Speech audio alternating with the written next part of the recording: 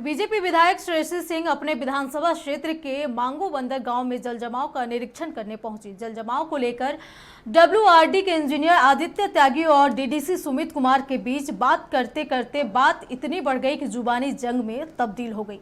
DDC ने पिटने पिटाने की बात तक कह डाली। वहीं बता दें कि जल जमाव को लेकर मांगो बंदर के ग्रामीण काफी परेशान है। इसके समाधान के लिए ही विधायक इस गाँव में निरीक्षण करने आई थी।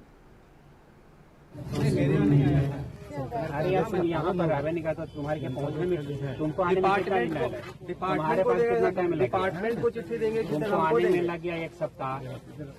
कल आप सर बोले हैं 15 दिन से। तुम्हारा नंबर है? नंबर नहीं तो पता कीजिएगा ना सर। पिटाई होगा तुम्हारा, समझ जो करना कर दीजिए। एक सप्ताह हम बोल रहे, कल शाम में सारे बात सुनिए। मेरे यहाँ नहीं आया है। अरे यार तुम यहाँ पर आवे नहीं करता, तुम्हारे के पहुँचने में तुमको आने में कितना टाइम लगा?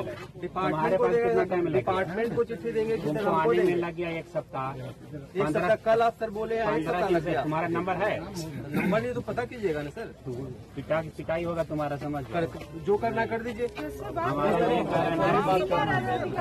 एक सप्ताह हम बोल रहे, कल शाम में सारे बात